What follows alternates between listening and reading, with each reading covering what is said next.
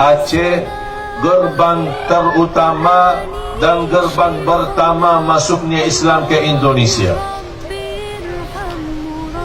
Dan 2 tahun lalu waktu saya beracara tabligh akbar di Masjid Baitur Rahman, saya berkata, kalau belum bangkit orang Aceh kembali ke masa dulu gerbangnya masuk Islam ke Indonesia, Indonesia tak bakal bisa makmur.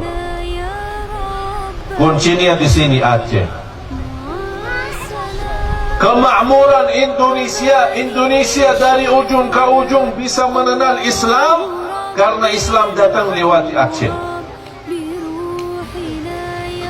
Tapi apa yang terjadi sekarang?